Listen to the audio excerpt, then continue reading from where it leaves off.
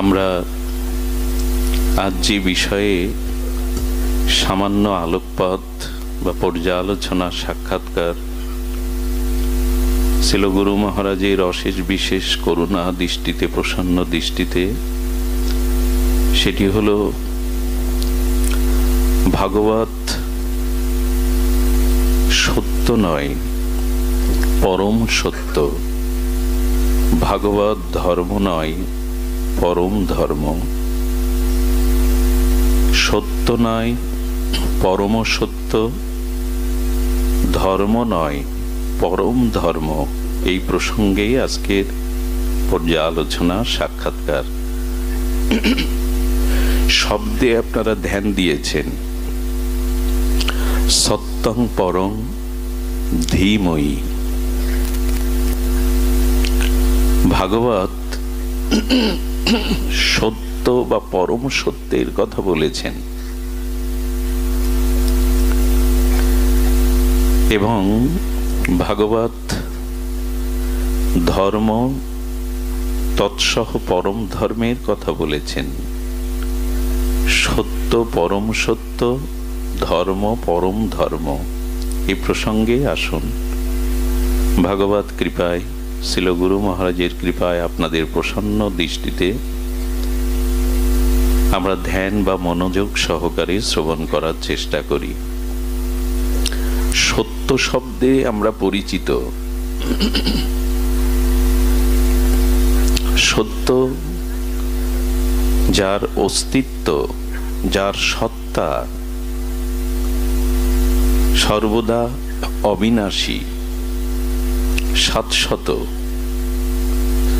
সত্য সম্পর্কে আমাদের ধারণা কিঞ্চিত আমরা ইতিপূর্বে নিয়েছি। যার অস্তিত্ব, বিদ্যমানতা আছে, যার ত্রৈকালিক অস্তিত্ব, বিদ্যমানতা আছে, তাহাই সত্য। কিন্তু ভাগবত বলছেন সত্য নয়, তোমাকে পরম সত্য জানতে হবে। আসুন সেই পথ পরিক্রমায় আমরা জানার চেষ্টা করি। দেখুন, ঈশ্বর সচ্চিৎ আনন্দময়। প্রথমে সৎ কথাটি এসেছে, সচ্চিৎ আনন্দময়। এখন পরম ব্রহ্ম সচ্চিদানন্দ ভগবান, তিনি সৎ, চিৎ এবং আনন্দের ঘনীভূত রূপ।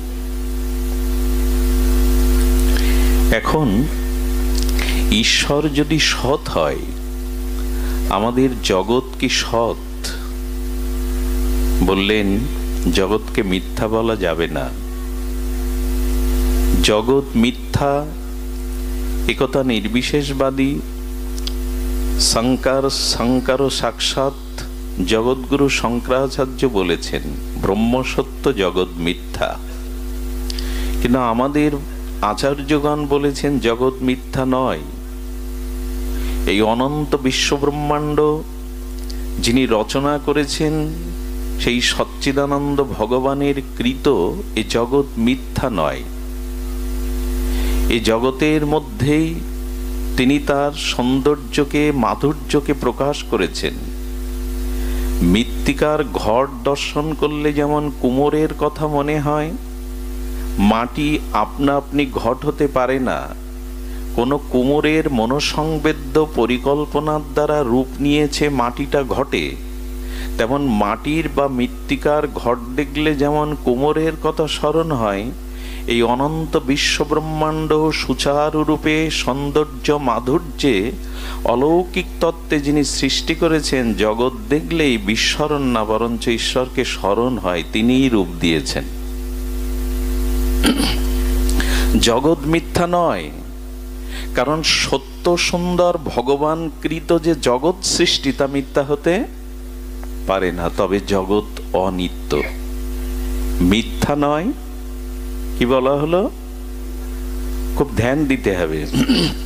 আমরা পরম সত্যকে জানবো, সত্য নয়। ভাগবত প্রথমেই সেটি বলছেন। পরম সত্য কি না, জগৎ মিথ্যা নয়, জগৎ সচ্চিদানন্দকৃত সৃষ্টির মাধুর্যে, আনন্দে এ জগৎ সত্য। তবে জগৎ অনিত্য। অনিত্য মানে জগৎ বেশি দিনের নয়। এখন এই জগৎ অনিত্য আর জগদীশ্বর নিত্য, এটি জানার নাম হলো পরম সত্য। পরিষ্কার হলো না? জগৎ অনিত্য, ঈশ্বর চির সত্য, এটি জানার নাম পরম সত্য।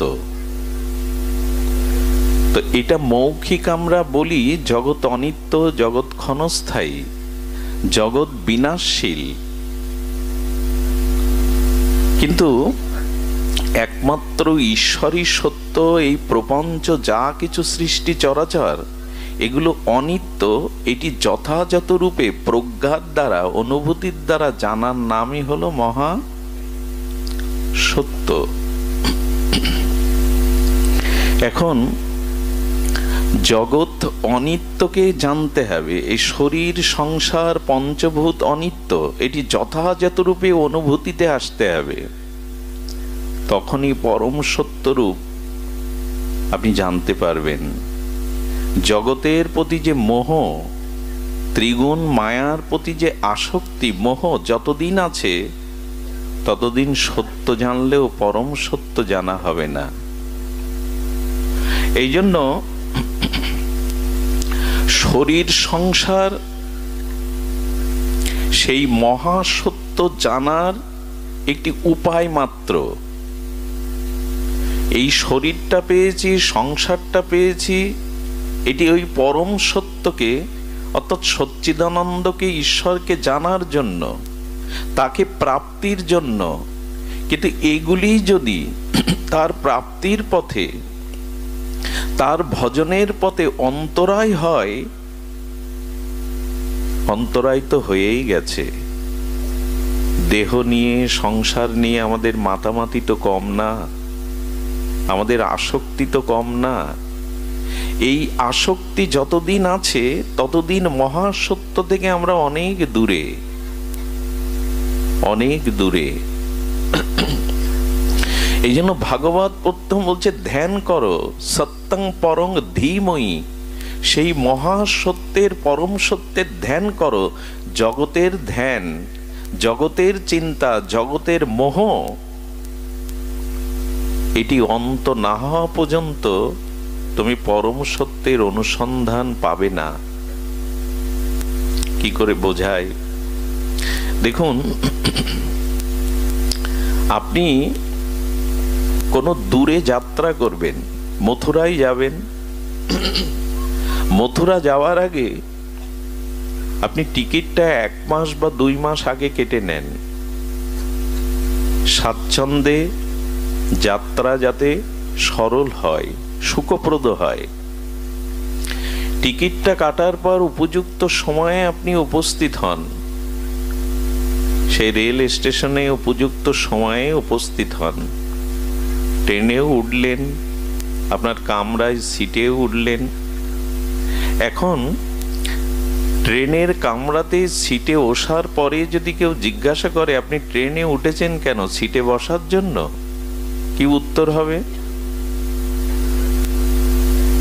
সিটে বসার জন্য ট্রেনে উঠেছেন। মথুরাতে বা গন্তব্যে পৌঁছাবো বলে ট্রেনে উঠেছি, সিটে বসছেন কেন? বলে যাত্রাটা সুখকর হবে, দাঁড়িয়ে তো যাওয়া যায় না, এই জন্য সিটের প্রয়োজন। কিন্তু সিটে বসবার জন্য ট্রেনে উঠেছে কি? একটু পরে জল বের করলেন, জল টল গুছিয়ে নিয়েছেন, খাদ্যাদি। কেউ যদি প্রশ্ন করে ট্রেনে উঠেছেন কি জল খাওয়ার জন্য, উত্তর কি হবে? একই উত্তর হবে, মথুরায় যাব বলে উঠেছে, কিন্তু পিপাসার্ত জল একান্ত প্রয়োজন। আচ্ছা, আপনি ক্ষুধাতে খাদ্য খাবার যেটা প্রস্তুত করে গৃহ থেকে প্রস্তুত করে এনেছেন, সেটা খাওয়ার বেলায় যদি একই প্রশ্ন করা হয় ট্রেনে উঠেছেন কি খাওয়ার জন্য, বলো না, মথুরায় যাওয়ার জন্য, কিন্তু খাওয়াটা প্রয়োজন। রাত এলে যখন ঘুমাচ্ছেন, দূরের যাত্রা, ট্রেনে উঠেছেন কি ঘুমানোর জন্য, বলো না, ঘুমানোটা প্রয়োজন, খাওয়াটা প্রয়োজন, বসাটা প্রয়োজন, জলপানটা প্রয়োজন। কিন্তু লক্ষ্য হলো মথুরায় যাওয়া। আচ্ছা, ট্রেনের কামরাতে আপনি একা নন, নানান বয়সী নানান বিচিত্র মানুষ আপনার চারপাশে। সময় যত গড়িয়ে যায় তত সম্বন্ধ তৈরি হয়ে যায়। কেউ কাকা, কেউ কাকিমা, কেউ বন্ধু। ছোট বাচ্চা থাকলে স্নেহের পাত্র হয় কিনা, সম্বন্ধ হলো কিনা একটা আলাপ পরিচয়ের মধ্যে একে অপরের মধ্যে পিতা মাতা ভ্রাতা বন্ধু কাকা সজ্জন পুত্র সম সম্বন্ধ হয়ে যায়। কেউ যদি প্রশ্ন করে এই সম্বন্ধ করার জন্য কি ট্রেনে উঠেছেন, বলো এটা যাত্রাপথে তো হয়েই থাকে, এটা যাত্রাপথে তো হয়েই থাকে। আচ্ছা, মথুরার অগ্রে 2টি বা 5টি স্টেশনের আগে যাকে কাকা বলেছেন, যাকে পিতার মতো সম্মান করেছেন, সে নেমে যাচ্ছে। আপনি কি বলবেন আপনি নামবেন না, আমার সাথে চলুন? একথা বলেন কি কেউ? আপনার স্টেশন এসেছে, গন্তব্য এসেছে, আপনি নামবেন না, আপনার সাথে আমার একটা আন্তরিক সম্বন্ধ হয়ে গেল, তো আপনি নামবেন না। আচ্ছা, বিনিময়ে যদি উনি বলেন বাবা তুমি আমার সাথে নামো, আমি তোমার আন্তরিকতা ভুলতে পারছি না, আপনি নামবেন তো? 2 স্টেশন আগে নামবেন? নামবেন না। আচ্ছা, আপনি ট্রেনের যথাযথ মথুরাতে আসার পরে, আপনার গন্তব্যে পৌঁছানোর পরে ওদের কোনো অনুরোধ বা ওদের মায়ায় আপনি কি থেকে যাবেন না নামবেন আপনার গন্তব্যে? পরম সত্যটা হলো কি জানেন?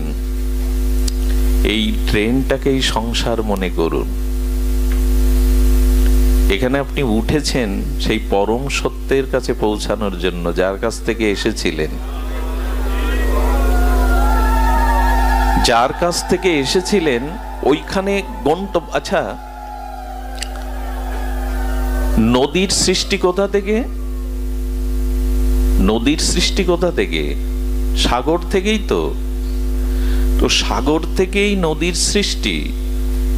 এখন লক্ষ্য করবেন, ওই সাগরে বাষ্প হয়ে মেঘমালা হয়ে মেঘটা তো আর সাগরেই পতিত হবে এমন নয়। মেঘটা ভাসতে ভাসতে কোথাও না কোথাও সেই সমুদ্রের জল, নদী জল গিয়ে সমুদ্রে মিশেছে, সমুদ্রের জল বাষ্প হয়ে মেঘ হয়েছে, মেঘ হয়ে ভাসমান মেঘটা অন্য কোনো স্থানে বৃষ্টিপাত করেছে।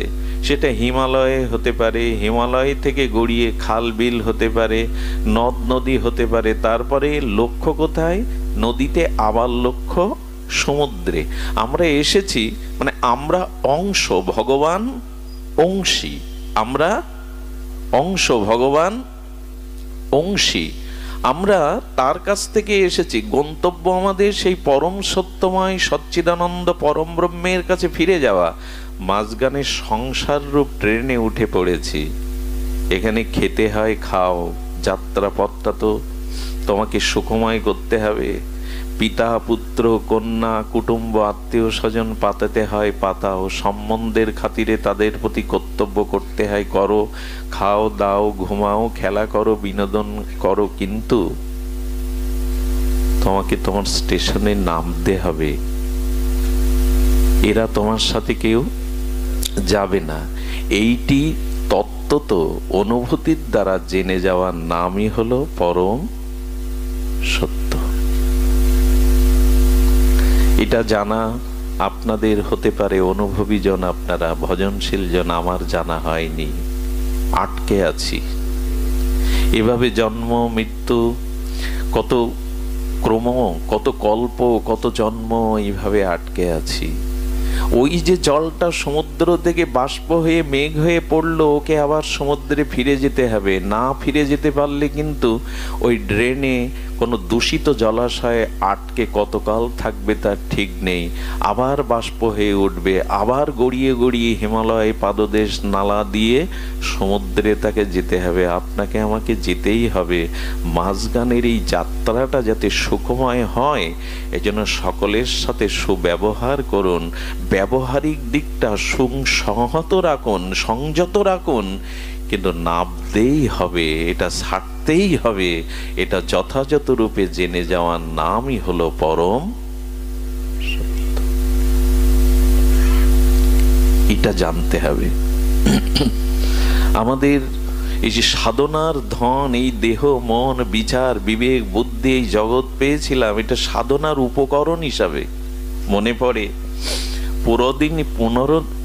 অনেক পুরনো দিনে এক মেয়ের বিয়ে, তৎকালীন ঘড়ির খুব দুষ্প্রাপ্যতা ছিল, ঘড়ির একটা মান্যতা ছিল। তো শ্বশুর মশাই সামান্য একটু শিক্ষিত, জামাই আকাট মূর্খ, ধন আছে, পরিজন সুপাত্র মনে করে বিয়ে তাকে একটা ঘড়ি উপহার দিয়েছে। দেওয়ার পরে শ্বশুর মশাই উপহার স্বরূপ পরিয়ে দিয়ে বলছে, সময়টা কাজে লাগিও, সময়টা কাজে লাগিও। 2 বছর বিবাহোত্তর পরে জামাইয়ের বাড়ি মেয়ের বাড়ি সেই শ্বশুর মশাই গিয়েছেন। যাওয়ার পরে বলছেন, বাবা ঘড়িটা তোমার কাছে আছে তো, ঘড়িটা হাতে পড়ো তো, সময়কে কাজে লাগাও তো। বলে হ্যাঁ, সময় কাজে লাগায়।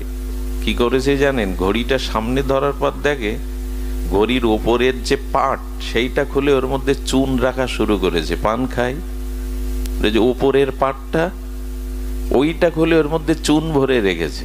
চাষা কৃষিকাজ টাজ করে, পান খাওয়া অভ্যাস আছে, ওর থেকেই চুন বের করে, বেশ খাপ মতো হয়েছে। সময় কাজে লাগিয়েছে। আমিও লাগিয়েছি সময় কাজে। দেহ পেলাম, সংসার পেলাম, বিবেক পেলাম, বিচার পেলাম, ভাগবত পেলাম, তুলসী পেলাম, নাম পেলাম, অনুরাগী ভক্ত সঙ্গ পেলাম, কিন্তু সময় কাজে লাগাইনি, অন্য কাজে ব্যয় করে দিয়েছি। ঘড়ির খাপ খুলে চুন রাখতে শুরু করেছি, বেশ করেছি, সময় খুব কাজে লাগিয়েছি। সময় কিন্তু চলে যাচ্ছে, সময়কে পাওয়া যাবে না, খুব ভুল হয়ে যাচ্ছে। পরম সত্যের পথে এসে বড় ভুল হয়ে যাচ্ছে। এই জন্য শাস্ত্রে বলছেন, এটি সাধনার ধন হিসাবে কাজে লাগাও, সময়টাকে কাজে লাগাও। এই জন্য মহাসত্যকে জানতে গেলে দেখুন, সংসারের স্বরূপকে আমরা এখনো বুঝতে পারিনি। সংসারের স্বরূপকে, এই প্রহলিকা মায়ার মোহ, যে দুর্দার্য মায়া, দুর্লঙ্ঘনীয় মায়া, একে ঠিক বুঝতে পারিনি। যাদেরকেই এমন করে মোহমায়ায়, মায়াতে মুগ্ধ হয়ে আবিষ্ট হয়ে আছি, বুঝতে পারিনি এরা কেউ সত্য নয়। এরা মহাসত্যের পথে বাধা, এই মোহ, এই মায়া। এই জন্য আমাদের কিঞ্চিত উচিত হবে এই মোহ মায়া থেকে নিজেকে মুক্ত করার চেষ্টা করা, পরম সত্যের সন্ধান করা। এই জগৎ একরকম স্বপ্নই, এই জগৎ একরকম স্বপ্নই। সংসার স্বপ্ন মানো, ছিল ঠাকুর নরোত্তমের এই মহাবাণী, সংসার স্বপ্ন মানো। আর সংসার স্বপ্ন মেনেছি। মনে পড়ে এক ভদ্রলোকের সকালবেলা উঠে শুনলেন পুত্র মারা গেছে।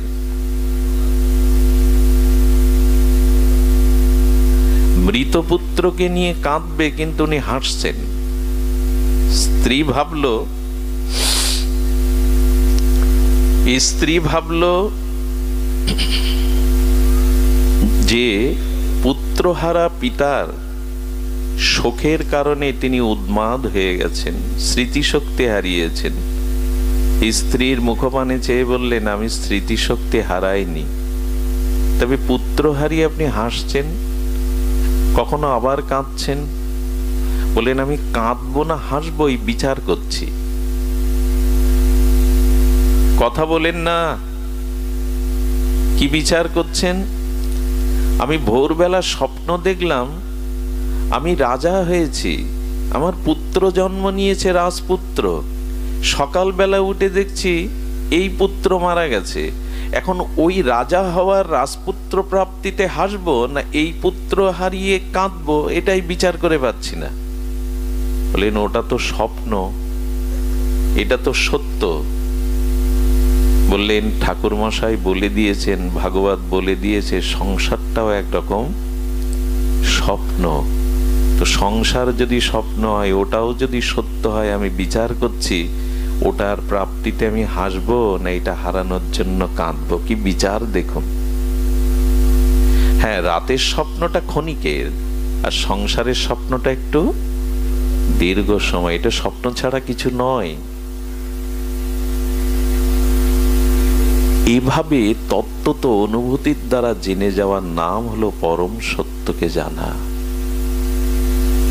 এই জন্য ভাগবতের প্রথম শ্লোকে এসেছে সত্যং পরং ধীময়ী, সেই পরম সত্যের ধ্যান করো। এই জগৎ তোমার বেশি দিনের নয়। এই জন্য শাস্ত্র বলেছেন মহাসত্যের জানার জন্য তোমাকে এই উপলব্ধিতে আসতে হবে।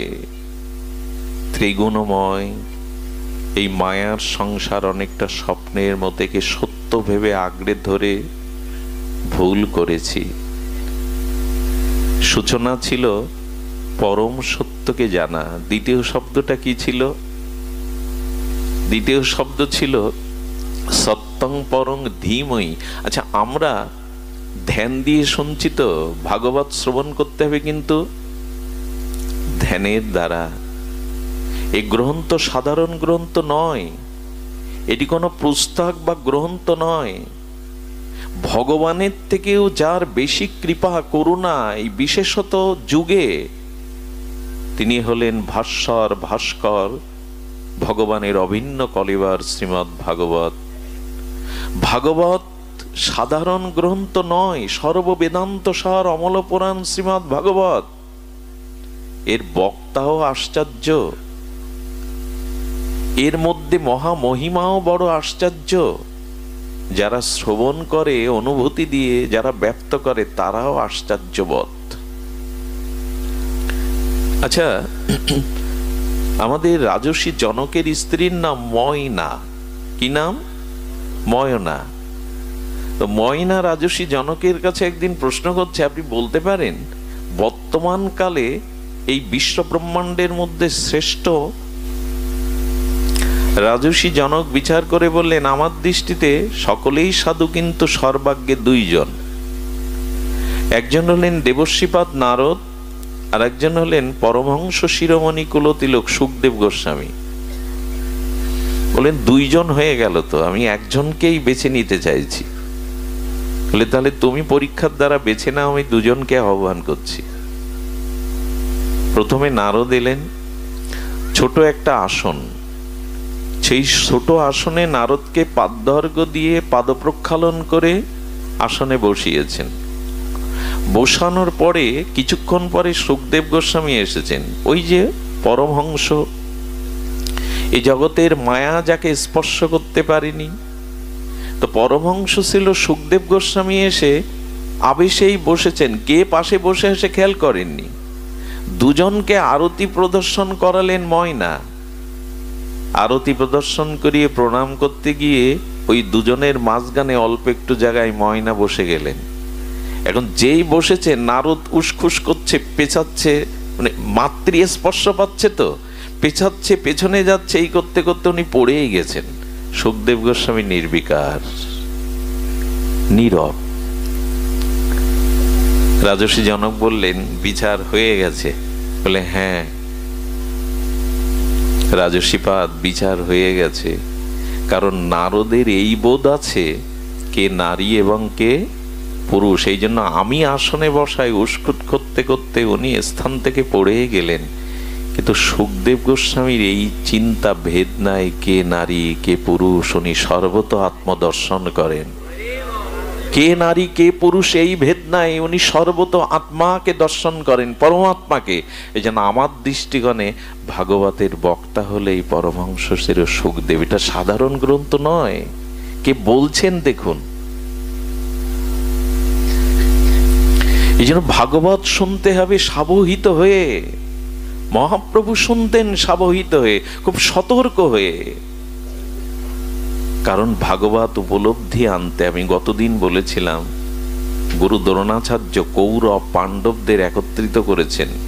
কার কেমন মেধা, মুখস্থ শক্তি, আমি একটা পরীক্ষা নিতে চাই। একটা শব্দ উচ্চারণ করে বললেন, তোমরা ওটা বলো, সত্যং বদ, সত্যং বদ। সবাই, আচ্ছা এটা মুখস্থ করতে আপনার যে সময় লাগে, সত্যং বদ, আপনারা বলতে পারবেন এই মুহূর্তে? সবাই বলল, একজন বলতে পারল না। গুরু দ্রোণাচার্য বললেন, তোমার বলা উচিত ছিল, পারা উচিত ছিল, বলে একটু সময় দিন। 3 দিন ধরে জিজ্ঞাসা করে যাচ্ছেন, তোমার মুখস্থ হয়েছে? বলল না। 3 দিন বাদে প্রণাম করে এসে বললেন, হে আচার্য, এবার আমার ওটা মুখস্থ হয়েছে। কি বলেছিলাম? সত্যং বদ। 3 দিন কেন লাগলো? প্রথম যেদিন বললেন সত্যং বদ মানে সত্য বলো, আমি বিচার করে দেখলাম আমার জীবনে তো সব সত্য বলি না, মুখে বলবো কি করে, বুলি আওড়াবো কি করে। তাই 3 দিন ধরে অন্তর্মনা হয়ে জীবনে সিদ্ধান্ত নিয়েছি, আর কখনো মিথ্যা বলবো না। সেই সিদ্ধান্তের আলোকে আজ এসে বলেছি। এই ব্যক্তিটা কে জানেন? ইনি হলেন ধর্মরাজ যুধিষ্ঠির। 3 দিন আগে বলতে পারতেন না? সত্যং বদ আপনারা বলতে পারতেন না? জীবনে সিদ্ধান্ত নিলেন, সত্য ছাড়া মিথ্যার আশ্রয় নেব না। অনুভূতিটা হলো এই। এই জন্য ভাগবত যিনি বলবেন, যার মুখে ভাগবত শুনলে আমাদের পরম সত্যের উপলব্ধি হবে, পরম ধর্মের উপলব্ধি হবে, সেটি এই পরমহংস গণের মুখেই। সত্যং বদ, এই শব্দটা উনি 3 দিন এবং জীবনে সেটা প্রতিপালনও করেছিলেন, জীবনের অন্ত সময় পর্যন্ত প্রতিপালন করেছিলেন ধর্মরাজ যুধিষ্ঠির। এই জন্য আমাদের ভাগবতটাকে অনুভূতিতে আনতে হবে। ভাগবত বক্তা, ভাগবত শ্রোতা এরা সাধারণ না। সদ্য হৃদয় অবরুদ্ধ অতি শুশ্রবি তৎক্ষণাৎ। ভাগবতের মহিমা এটা ব্যক্ত করা সম্ভব। কি বলছেন? বলছেন ভাগবত আমি শ্রবণ করার সৌভাগ্য পাইনি, শ্রবণ করব এই সিদ্ধান্ত নেওয়ার সাথে সাথে ভগবান তার হৃদয়ে বাধা পড়ে যায়, অবরুদ্ধতি। এই গ্রন্থ সাধারণ নয়, এটি কোনো গ্রন্থ কলেবর নয়। বলছেন আমি ভাগবত শ্রবণ করব, এরকম সিদ্ধান্ত সংকল্প মনে আসার সাথে সাথে সদ্য হৃদয় অবরুদ্ধতি শুশ্রবি তৎক্ষণাৎ। গোবিন্দ বলছেন শ্রবণের ইচ্ছা জাগলেই আমি তার হৃদয়ে বাধা পড়ি, শুধু বাধা পড়ি না, তার হৃদয়কে শুশ্র অর্থাৎ সেবা করতে শুরু করি, শুদ্ধ করতে শুরু করি। তাহলে শ্রবণ করলে কি হবে? এই জন্য ভাগবতের বক্তা, ভাগবতের শ্রোতা সাধারণ নয়। এভাবে সাধারণ অন্যান্য ধর্ম অনুষ্ঠানের মতো আলোচনার মতো মনে করা ঠিক নয়। ভাগবত পরম সত্যকে জানিয়ে দেয়, পরম সত্যের সন্ধান দিয়ে দেয়। আর কি দেয়? সত্যং পরং ধীমহি জানলাম। আর ভাগবত হলো, কি বলেছেন? ধর্ম নাই, ভাগবত হলো পরম ধর্ম। ধর্ম পর্জিত কৈতব অত্র পরাং নির্মৎ শরণাং শতাং। প্রথমে এই শব্দ এসেছে। ছিল সুখদেব গোস্বামী বলছেন ধর্ম পর্জিত কৈতব অত্র পরং, পরম ধর্ম নির্মৎ শরণাং শতাং। ভাগবতের 2য় শ্লোকে এসেছে এই মহা শব্দাবলী, এই মহা অনুভূতির তরঙ্গ রাশি, উচ্চ ভাগবত জ্ঞান, ভাগবত ভক্তির পরম উৎস রাশি তরঙ্গায়িত হয়েছে এই শব্দের দ্বারা। আচ্ছা, ধর্ম আর পরম ধর্ম কাকে বলে? প্রথমে তো ধর্মটা বুঝি। ধর্ম কাকে বলে? খুব মন দিয়ে শুনতে হবে, আমরা একটা নূতন অনুসন্ধান পেয়ে যেতে পারি ভাগবত কৃপায়। ধর্ম তাকেই বলে, দেখুন এই পরিসরে একটু কথা বলে রাখি, শুধু পাণ্ডিত্যের দ্বারা, শ্লোক আবৃত্তির দ্বারা কিন্তু ভাগবত প্রসিদ্ধ হবে না। আচ্ছা, আমার মতো দুষ্ট বা আমার মতো স্খলিত চরিত্রের মানুষের যদি খুব প্রখর মেধা হয়, কারো কারো তো মেধা খুব প্রখর হয় না, দুষ্ট লোকের, শয়তান লোকেরও মেধা, মুখস্থ শক্তি খুব বেশি হয় না, অনেকেরই হয়, হয় কি না? তা পুরো 18,000 শ্লোক আমি মুখস্থ করলাম, ঘন্টার পর ঘন্টা শ্রোতাকে মোহিত করে আবৃত করলাম, এই লক্ষণেই কিন্তু তিনি ভাগবত বক্তা নন। অনেক দুষ্ট শয়তান লোকেরও মুখস্থ শক্তি, মেধা শক্তি থাকতে পারে। কে তবে ভাগবত? না, ওই মুখস্থ বা ওই মেধার সাথে সাথে যার সমস্ত চিত্ত মন দেহ ভগবত চরণে পরম ধর্মে সমর্পিত হয়েছে, ওই রসে যিনি রসজ্ঞ হয়েছেন, ভাবুক হয়েছেন, তিনি ভাগবত। শুধু পাণ্ডিত্য দিয়ে ভাগবতকে পরিমাপ করা হয়নি, পাণ্ডিত্যের সাথে সাথে হৃদয়ে অপ্রাকৃত অনুভূতির ভজন রসসিক্ত রসিক বা ভাবুক হতে হবে। তার ভিতরে ভগবত প্রেমের রস আছে কিনা, তিনি অনন্ত ভাগবত চেতনার ভাবুক কিনা, তবেই তিনি ভাগবত।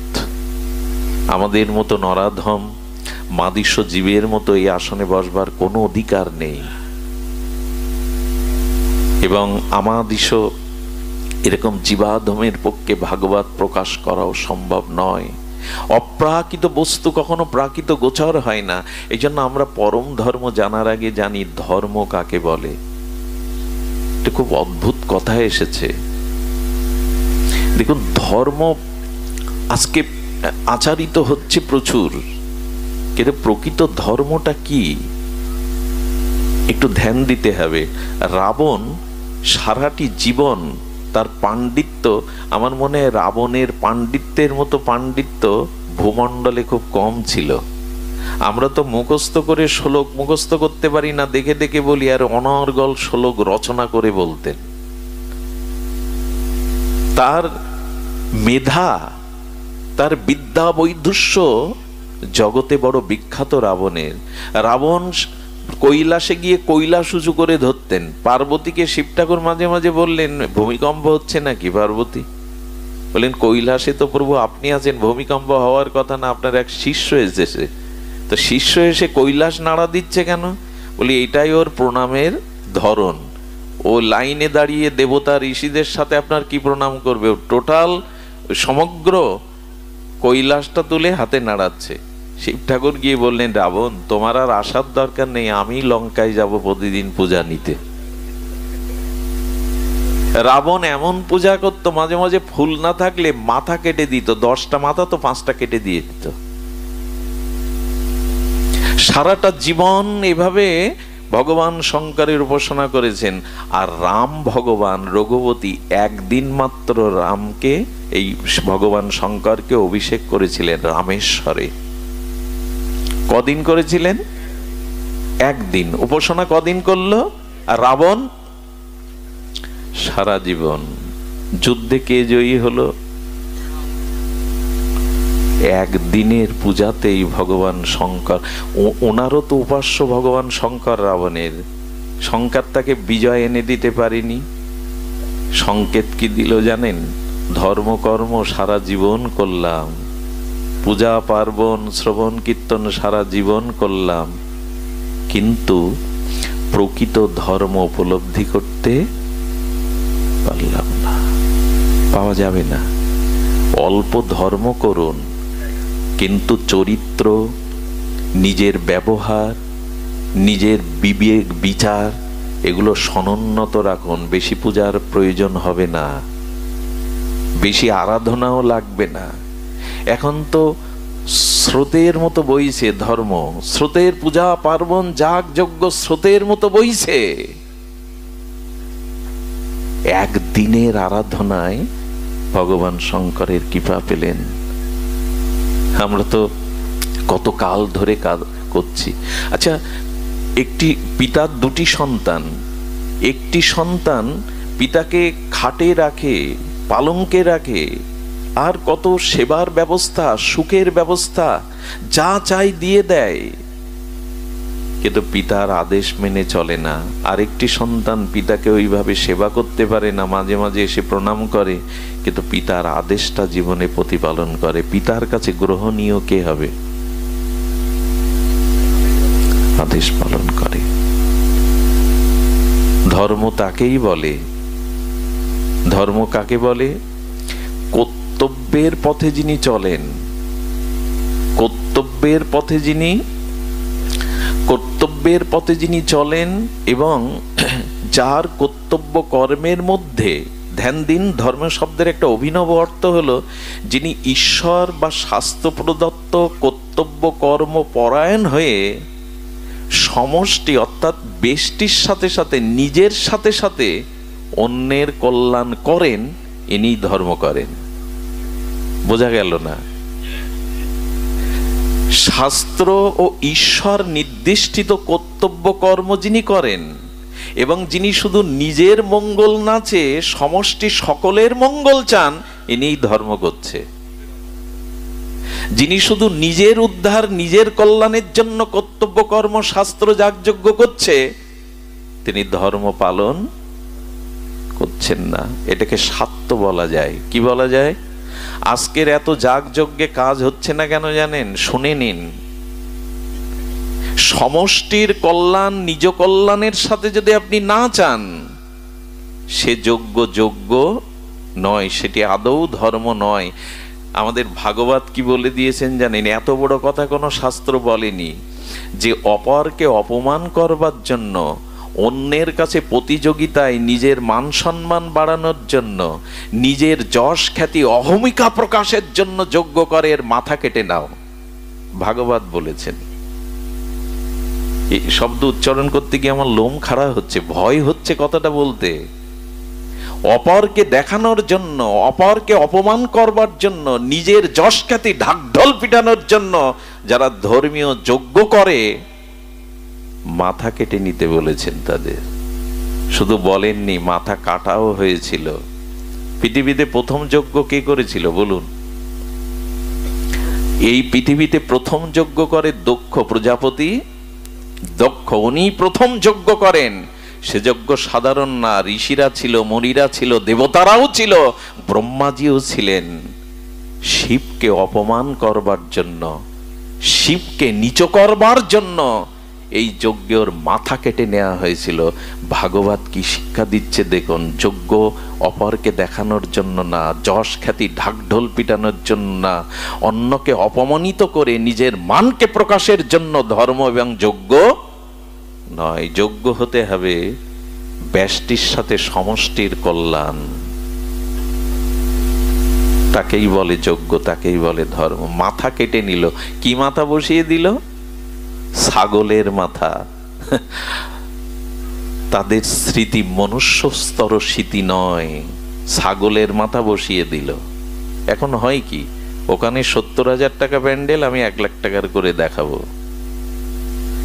ওরা সঞ্জয় বাবুকে এনেছে 70,000 টাকা দিয়ে, আমি অনিল বাবুকে আনবো।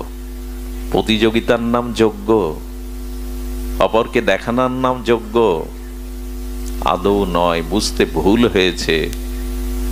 ধর্ম তাকেই বলে, যজ্ঞ তাকেই বলে ব্যষ্টির সাথে সমষ্টির কল্যাণ যখন আপনার দ্বারা হবে, নিরভিমানে নিরহংকারে নিজের কর্তৃত্ব ত্যাগ করে, তারই নাম ধর্ম। ধর্মের সংজ্ঞা আমাদের জানতে হবে। ধর্ম কি করে? তাপত্রয় নষ্ট করে। ধর্ম কি করে? তাপত্রয় নষ্ট করে। ধর্মের যথাযথ আশ্রয় নিন, নিজের সাথে অপরের কল্যাণ কামনা করুন, তাহলে কি হবে জানেন? তাহলে তাপ আছে, কিন্তু তাপ, একটা দৃষ্টান্ত দেই। একটা জ্বলন্ত উনানের উপরে দুধের হাঁড়ি দিয়েছেন, ধ্যান দিয়ে শুনুন। আমি তো পৌঁছাতেই বিলম্ব করেছি, ক্ষমা চেয়ে নেই, দ্রুত বলতে হচ্ছে। হাঁড়িতে, জ্বলন্ত উনানে হাঁড়িতে দুধ দিয়ে দিলেন, দুধটা উদ্বর্তনশীল হয়ে পড়ে যাচ্ছে। দুধটা পড়ে যাচ্ছে, আপনি কি করেছেন? দুধটা বাঁচানোর জন্য দৌড়ে গিয়ে তপ্ত সেই গরম হাঁড়ি ধরলেন। হাঁড়ি কি আর থাকে? হাতও পড়লো, হাঁড়িও উল্টালো, দুধও শেষ। হয়তো প্রায় এরকম। কিন্তু একজন ব্যক্তি দেখছেন দুধ উদ্বর্তন হয়ে যাচ্ছে, তিনি একটা গামছা নিলেন, নরম কাপড় নিলেন, নিয়ে ধীরস্থির ভাবে গিয়ে কাপড় দিয়ে, নতুন গামছা দিয়ে ধরে লাবালেন। তাপ লাগলো তো? হাত পুড়লো তো? পড়লো কি? পাত্র উল্টে গেল কি? দুধ নষ্ট হলো কি? এরই নাম ধর্ম। এরই নাম ধর্ম। মানে সংসারে দৈহিক, মানসিক, আধ্যাত্মিক তাপ আছে, যন্ত্রণা আছে, কিন্তু যা ধারণ করলে ওই তাপকে ধরলেও তুমি আর পুড়বে না। তাপ আছে অথচ তাপ লাগবে না, জ্ঞান হারাবে না, অমৃতরূপ জ্ঞান হারাবে না, পাত্রও সুরক্ষিত থাকবে, তারই নাম ধর্ম। সংসারে তাপ যাবে, জ্বালা যন্ত্রণা রোগ শোক যাবে, তুলে দিতে পারবেন? সংসারে মৃত্যু থাকবে না, অশান্তি থাকবে না, জ্বালা থাকবে না, এমন হয়েছে কখনো? ধর্মকে ধরা মানে তাপ থেকে মুক্ত হওয়া। এই জন্য এখন যারা, আপনারা কত দূর থেকে এসেছেন, এখন সাংসারিক, মানসিক, শারীরিক তাপ আপনাদের আর দগ্ধীভূত পোড়াতে পারছে কি? আছে কোনো সংসার জ্বালা এখানে অনুভূত হচ্ছে? যদি মন দিয়ে শোনা যায়, বিশ্বাস দিয়ে শোনা যায়। দেখুন, শুধু বাইরের বিকাশ, বাইরের উন্নতি করেন না। শুধু বাইরের বিকাশ, বাইরের উন্নতি করলে রাবণের লঙ্কার বিকাশ হয়ে যাবে, অযোধ্যার বিকাশ হবে না। লঙ্কাও সোনার লঙ্কা, সোনা দিয়ে গড়া, কিন্তু বাতি জ্বালাবার আর কেউ থাকবে না। তাই শুধু বাইরের বিকাশ, বাইরের উন্নতি করবেন না। ওই যে কালকে কি বলছিলাম, শঙ্কর, মানুষ এসে বসে কোথায়? ড্রয়িং রুম না কি বলে, গেস্ট হাউস, আমি তো আবার এসব জানি না। তো ধরেন আপনার বাড়ির ভেতরের ঘরের, বাইরের ঘরে অতিথি যারা এসে ওখানে অবস্থান করে, যাদের বসতে বলেন, ওটা পরিপাটি রূপে শিল্পমণ্ডিত করে, সংস্কার করে, আধুনিকতার ছোঁয়া দিয়ে সাজানো, পরিপাটি করা, কিন্তু ঘরের মধ্যে আবর্জনা, দুর্গন্ধ। এরকম বিকাশ চাইবেন না। ঘর বাড়ি ফিটফাট, পোশাক আশাক ফিটফাট, এখন মঞ্চ টঞ্চ আলোয় ভরা, ভেতরের বিকাশ হয়নি, বিবেকের বিচার, এগুলো বিকাশ হয়নি। এটা হবে লঙ্কার বিকাশের মতো, অযোধ্যার বিকাশ নাই। ধর্মের মূল জিনিসটা হলো ত্যাগ। সেই ত্যাগই যদি না থাকে, আপনি ধর্ম করেন না। ওই রাবণের মতো সারা জীবন পূজা করে কাপালে কি হবে? তুলে পরাজিত হয়ে যাবেন, টিকতে পারবেন না। রামের মতো একদিন পূজা করুন, যথাযথ রূপে করুন, সৃষ্টির জগতের মঙ্গলের জন্য স্বার্থশূন্য হয়ে করুন। তাহলে দেখবেন ধর্ম যথাযথ রূপ নিয়েছে, যথাযথ রূপ নিয়েছে। আর একজনের যজ্ঞ নষ্ট হয়েছিল, মনে আছে? আমরা যা করছি এখন, তা যদি চোখে আঙুল দিয়ে একটু দেখানো যায় কেন কল্যাণ হচ্ছে না, তার কারণ দেখুন। নিকম্ভিলা যজ্ঞ কে করেছিল? মেঘনাদ, রাবণ পুত্র। এসব তো এখন আর পড়ি না, রামায়ণটন তুলে রাখা নেই ঘরে, আর ওটা তো আর লাল কাপড়ের মধ্যে কেউ বের করে না। রামানন্দ সাগর আমাদের খুব উপকার করেছেন রামায়ণ সিরিয়ালটা করে, কিছুটা অন্তত মানুষ জানতে পেরেছে। ইন্দোনেশিয়ার মতো রাষ্ট্রে রামায়ণকে, মহাভারতকে তাদের পাঠ্যপুস্তক হিসাবে স্বীকৃতি দিয়েছে। আর আমার দেশের সনাতনী হিন্দুরা রামায়ণ খোলে না, মহাভারত খোলে না। দেখুন, মহাভারতের চরিত্র, রামায়ণের চরিত্র কি পার্থক্য। মহাভারত এক সিংহাসনের জন্য, হস্তিনাপুরের সিংহাসনের জন্য কৌরবরা শেষ হলো, সব শেষ হলো। এক সিংহাসন নিয়ে যতুগৃহ রচনা, বিষ খাইয়ে মারতে যাওয়া, দ্রৌপদীর বস্ত্রহরণ, বনবাস, কুরুক্ষেত্রের যুদ্ধে রক্তের গঙ্গা বয়ে যাওয়া, বিধবার অশ্রু, এমনি করে সব শেষ। আবার অযোধ্যার এক সিংহাসনের অবস্থা দেখুন। ওখানে এক সিংহাসনে ভরতকে বসাবে বলে রাম বনবাসে চলে গেল, ওই একই সিংহাসনের জন্য। আর ভরত প্রভুর পাদুকা 14 বছর ছাতা ধরে প্রতিপালন করলেন। ওখানে যুদ্ধ নেই, ত্যাগের কারণে, আর এখানে ভোগের কারণে। কি অদ্ভুত দৃষ্টান্ত দেখুন তো সনাতন ধর্মের। মহাভারত দেখাচ্ছে এক সিংহাসনের জন্য কুরুক্ষেত্র হয়, অযোধ্যা শেখাচ্ছে এক সিংহাসনের জন্য 2 জন আত্মত্যাগ করছে। একজন 14 বছর বনবাস যাচ্ছে, আর একজন পাদুকাকে সিংহাসনে রেখে পূজা করছে। ত্যাগ কাকে বলে দেখো, ধর্ম কাকে বলে, বাঁচতে শেখায় রামায়ণ। ত্যাগ করো, আর হয়েছে ত্যাগ। আমি বাঁচলেই হলো, আমি খেয়ে পরে আমার ঘরের মধ্যে বউ ছেলে মেয়ে আত্মীয় স্বজন এরাই ভালো থাকলে হলো, জগৎ প্রলয় হোক তাতে আমার কি। এখন ধর্ম এই, এখন যাগযজ্ঞ এই। নিকুম্ভিলা যজ্ঞ করছিল কেন জানেন? এই যজ্ঞ সম্পন্ন করতে পারলে সবাইকে নাশ করতে পারবে মেঘনাদ। বিভীষণ বলে দিল রঘুপতি রামকে, এ যজ্ঞ সৎ উদ্দেশ্য হচ্ছে না অসৎ উদ্দেশ্য হচ্ছে, অন্যকে ধর্মকে নাশ করার জন্য, সাধুকে বিনাশ করার জন্য রামচন্দ্র লক্ষণকে দিয়ে, হনুমানকে দিয়ে সেই যজ্ঞ পণ্ড করলেন। যজ্ঞ ভেঙে দেন ভগবান। যদি সেই যজ্ঞ সাধু নিপূরণের জন্য, সত্যকে অস্বীকার করে নিজের ব্যক্তি স্বার্থ পূরণের জন্য হয়, ভগবান যজ্ঞেশ্বর সেই যজ্ঞ নষ্ট করে দিলেন। কি হবে যজ্ঞ করে যদি আপনি জগতের, সমাজের, অন্যের কল্যাণ না হয়? শুধু হই হুল্লোড় করা। ধর্ম তাকেই বলে যা তাপ হতে বিবেক জ্ঞানকে সুরক্ষিত করে, তাপ লাগতে দেয় না। সব থেকে বড় ধর্ম। এই জন্য আমাদের নিজের কল্যাণের সাথে সাথে অন্যের কল্যাণ আর সকলের জন্য ত্যাগ স্বীকার করা, এটা যতদিন না আসবে। দেখুন, সব থেকে বড় কথা, জাম্ববান সাধুর পোশাক পরেনি, কিন্তু জাম্ববান পূজিত হয়। আর রাবণ সন্ন্যাস বেশ নিয়েছিলেন, কালনিমি সন্ন্যাসের বেশ নিয়েছিলেন, ওদের পূজা হয় না। যুধিষ্ঠিরের নাম শুনলেই মানুষ মাথা নত করে, অথচ কারো ঘরের সন্তান দুর্যোধন নাম রাখে না। এর মধ্যে কারো সন্তানের নাম দুর্যোধন রেখেছেন কেউ? কেন রাখেন না? কেন? অর্জুন নাম রাখা হয়, নকুল সহদেব রাখা হয়। ত্যাগ আনুন। ধর্ম মানে অনুষ্ঠান নয়, ধর্ম মানে আমার মতো পোশাক পরিচ্ছদ নয়। জাম্ববান ভাল্লুক, ওনার সাধুর পোশাক নেই, কিন্তু রামের পাশে উনি পূজিত হন।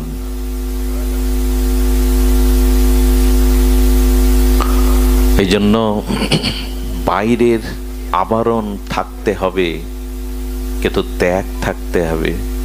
আমাদের ভিতরে অপরের কল্যাণ চিন্তা থাকতে হবে। 2টো যজ্ঞ নষ্ট হলো, আর 2টো যজ্ঞ পূর্ণ হলো।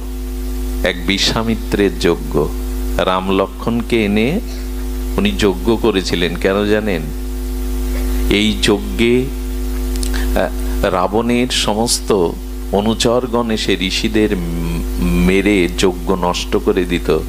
যজ্ঞ করলে জগতের হিত হবে, ফসল হবে, বৃষ্টি হবে, প্রতিকূলতা আসবে না। যজ্ঞ করলে সেই ধূমের দ্বারা দেবতা সন্তুষ্ট হবে, তাতে প্রকৃতির ভারসাম্য থাকবে। আজকে পৃথিবী চিৎকার করছে, প্রকৃতির ভারসাম্যতা নেই, শীত চলে যাচ্ছে, ঋতুচক্রের আমূল পরিবর্তন এসেছে, মানুষ নূতন রোগ ভাইরাসে আক্রান্ত হচ্ছে। একটা কারণে মানুষ নিজের স্বার্থের জন্য সব কিছু নষ্ট করে ফেলছে ভোগের জন্য। এটাতেই সতর্কতা করার জন্য বিশ্বামিত্র বলেছিলেন, যজ্ঞ যথাযথ রূপে হলে পৃথিবীতে শান্তি প্রতিষ্ঠা হবে। আজকে গাছ বাঁচাও, এই কথাটা কারা বলেছে? আজকে সরকার লিখছে যে বৃক্ষ নিধন করো না, অথচ সনাতন ধর্ম বৃক্ষকে কোটি কোটি বছর আগে পূজার আসনে বসিয়েছে, সিঁদুর দিয়ে জল ঢেলে তাকে দেবতার পূজার আসনে বসিয়েছে। কারা কারা শিখিয়েছে এটা? সনাতন ধর্মকে আমরা উপলব্ধি করতে পারিনি। এটা কত বিশ্বজনীন ধর্ম। সারা পৃথিবীতে দেখবেন কোনো অনুষ্ঠান হলে তাদের মতো ক্রিয়ায় তারা তাদের মঙ্গল কামনা করে। সনাতন ধর্মের ক্ষুদ্র থেকে বৃহৎ অনুষ্ঠানে মঙ্গল কামনা হয় বিশ্ববাসীরং সর্বে ভবন্তু সুখিনঃ সর্বে সন্তু নিরাময়া সর্বে ভদ্র। এত উদার বাণী এই ধর্মের, পৃথিবীর সকলেই সুখী হোক, সকলেই মঙ্গল লাভ করুক, কেউ যেন দুঃখ না পায়। সেই উদার, সেই জগৎ কল্যাণের ধর্মকে আজকে জল দূষণের জন্য বলা হচ্ছে, কিন্তু আমরা জলকে পূজা করি, বৃক্ষকে পূজা করি, হোমের দ্বারা, ঘৃতর দ্বারা বায়ুকে বিশুদ্ধ করি, বিল্লপত্র, হ্যাঁ, জট ডুমুর, ঘৃত, ধুনা দিয়ে আমরা বাতাসকে পবিত্র করি। বাতাসের পূজা আজকে দরকার, দূষিত হয়ে যাচ্ছে প্রকৃতি। এই জন্য বলছেন, দেখুন, ক্রিয়ার বিপরীতে একটা প্রতিক্রিয়া, বিপরীতে প্রতিক্রিয়া আসবে। এই জন্য সনাতন এত বৈদিক 700 আদর্শ থাকতেও অভিশাপ লাগে কখন জানেন? এই ধর্মের প্রকৃত চর্চা না হওয়ায়, গবেষণা না হওয়ায়, ধর্মের মৌলিক তত্ত্বটা না জানায়। এই ধর্ম থেকে মানুষ এখন অন্য ধর্মেও চলে যাচ্ছে। এর থেকে বড় কলঙ্কের আর কি আছে, ব্যর্থতার কি আছে? শুধুমাত্র অনুশীলনের অভাব, শুধুমাত্র এই ধর্মটাকে যথাযথ রূপে উপলব্ধির অভাব। এই জন্য ভাগবত প্রয়োজন। ধর্ম আমরা জানলাম, ধর্ম মানে ব্যষ্টির সাথে সমষ্টির কল্যাণ, ধর্ম মানে শাস্ত্র নির্দিষ্টিত কর্তব্য কর্ম পরায়ণ হয়ে সকলের কল্যাণের নিমিত্তে কর্ম করা। আসুন আমরা এই যজ্ঞ শুরু করি। আর একজন যজ্ঞ করেছিলেন দশরথ, তার উদ্দেশ্য ছিল ভগবানকে পুত্ররূপে পাওয়া, সুসন্তানের জন্য যজ্ঞ। আমার মনে হয় দশরথের মতো সনাতন হিন্দুর ঘরে এখন সুপুত্র পাওয়ার জন্য যজ্ঞ করা উচিত, তপস্যা করা উচিত। ভালো পুত্র চায়। এই সনাতন ধর্মের উত্তরাধিকার ভাবে সুসন্তান চায়। দশরথ যজ্ঞের দ্বারাই রাম ভগবানকে এই 4 রূপে পরম ব্রহ্মকে তিনি পেয়েছিলেন। শুধু ভক্তমণ্ডলী, এই জন্য আমরা ধর্মের সংজ্ঞাটি সামান্য জানলাম, যে ধর্ম ব্যষ্টির সাথে সমষ্টির কল্যাণ, ধর্ম কর্তব্য পরায়ণতাই হলো ধর্ম। আমি এই জন্য আপনাদের কাছে আবারও অনুরোধ করব, যেটুকু ধর্ম আচরণ, যাগ যজ্ঞ, যে পূজা পার্বণ যেটুকু করবেন, তার অর্থ জেনে, তার সরলত্ব জেনে, তার মর্মাত্ম জেনে, যাতে জগৎ জীবের কল্যাণ চিন্তায় সেটা সমর্পিত হয়, এটাই ধর্ম। যাকে ধারণ করলে আর তাপ আর বিনাশ আসবে না, সেইভাবেই যেন আমরা ধর্ম প্রতিপালন করি। কিন্তু পরম ধর্ম কাকে বলে? আমরা আজকে আলোচনার বিষয়বস্তু ছিল কি? সত্য নয় পরম সত্য, ধর্ম নয় পরম ধর্ম। ভাগবত এই জন্য অনন্য গ্রন্থ। ভাগবত ধর্মের কথা শুধু শেখায়নি, পরম ধর্মের কথা শিখিয়েছে। পরম ধর্ম কাকে বলে আমরা এটি প্রসঙ্গে একটু আলোকপাত করব। পরম ধর্ম কি সেটা জানতে হবে। পরম ধর্ম হলো ভগবানের সাথে সম্বন্ধের দ্বারা একান্ত যুক্ত হওয়া। পরম ধর্ম হলো কোনো একটি সম্বন্ধের সাথে ভগবানের সাথে যুক্ত হওয়া। কথাটি আমরা আরো একটু বিস্তার বা প্রকাশ করবার চেষ্টা করি যাতে আমাদের অনুধাবন হয়। ধর্ম মানে ঈশ্বরের সাথে যুক্ত হওয়া। যদি বলেন আমরা কি বিযুক্ত, আমরা বিযুক্ত নয়, যুক্ত। তবে ঈশ্বরের সাথে আমার এখনো কোনো নিবিড় সম্বন্ধ রচনা হয়নি। এই জন্য ধর্মে আছি, পরম ধর্মে উঠতে পাচ্ছি না। ধ্যান দিন, উপনিষদ বলেছেন রসবৈ স, অর্থাৎ সেই পরম ব্রহ্ম কি, তাকে তুলনা করা হয়েছে কি দিয়ে? রস। রসবৈ স, রসই, তিনি রস, তিনি রসময়। পরম ব্রহ্ম হলো রস। এই রস কাকে বলে? পরম ধর্মে যেতে গেলে রসের অনুসন্ধান চাই। রস বৈ স, এ রস কাকে বলে জানেন? সন্তানের ক্ষুধার্ত মুখ দেখে মায়ের হৃদয়ে করুণার উদ্বেগ হলো, সেই করুণার কারণে ক্ষুধার্ত সন্তানের মুখপানে চেয়ে তার বুক থেকে দুগ্ধ স্খলিত হতে লাগলো। এরে বলে রস। বোঝা যায় কি? বোঝা যায় না। মায়ের বুকে সন্তানের সম্বন্ধ বা নারীর টানে তাকে দেখার সাথে সাথে তার ভিতর থেকে যে স্নেহ, করুণা, মমতা খরিত হয়ে রক্তবিন্দু থেকে অমৃত দুগ্ধ রূপান্তরিত শুধু হলো না, স্তন থেকে খসে পড়তে লাগলো। এরই নাম রস। রসই প্রেম, প্রেমই রস। ভগবানের সাথে প্রেমের সাথে কোনো সম্বন্ধ যখন যুক্ত হয়ে সেই সম্বন্ধ যুক্ত প্রেম যখন স্নেহ দ্বারা বিগলিত হবে ভাবের দ্বারা, সেই প্রেম পরিপক্ক দশায় ভাবের দ্বারা, স্নেহের দ্বারা বিগলিত রূপ নেবে, তারই নাম রস। রস মানে চমৎকারিত্ব, লোকত্রিয় আস্বাদনের আনন্দের নাম হলো রস। রস কথাটা যদি সহজভাবে বুঝি তাহলে বুঝতে হবে প্রেম। প্রেমই রস, রসই প্রেম। মায়ের চিত্তে সন্তানের জন্য যে প্রেম, ভালোবাসা, স্নেহ, মমতা আছে, ওটার জন্য স্নেহ রক্ত থেকে দুগ্ধ খরিত হয়। ভগবানের সাথে কোনো সম্বন্ধ যদি শুধু প্রেমের সম্বন্ধ হয় আর ওই প্রেমের স্নেহ বিগলিত হয়ে যদি হৃদয় থেকে আনন্দ রস খরিত হয়, এরই নাম পরম ধর্ম। কি করে বোঝায়? বোঝানোর ক্ষমতাই তো নাই। তবে এইটুকু বুঝি, এই রস আবার অবস্থান ভেদে এক এক রূপ নেয়। এই রস আবার অবস্থান ভেদে এক এক রূপ নেয়। ওই পরম ব্রহ্ম কিন্তু রসময়। ঈশ্বরকে কি বলল উপনিষদ? রস বই সা রস। ঈশ্বর কি? ঈশ্বর রসময়। এই রস আবার যখন শ্রীধাম বৃন্দাবনে গোকুলে যশোদা অঙ্গনে আসেন ওই রস, তখন তার নাম হয় শ্রীকৃষ্ণ রস। ওই পরম ব্রহ্মের রস যখন অযোধ্যার কৌশল্যার কোলে আসে তখন হয় রামরূপ রসব্রহ্ম। ওই রস যখন কাশীতে, বারাণসীতে রস ঘনীভূত রূপ নেয় তখন হয় শিব। বোঝা গেল কি? রস ঘনীভূত হলে কি হয়? জল জমাট বাঁধলে কি হয়? জলের কি আকার আছে? জল কি সাদা? ঠান্ডাকৃত যোগে, শীতলীকরণ যোগে জমাট বাঁধলে কি হয়? জলেরও আকার হয়, রূপ হয়।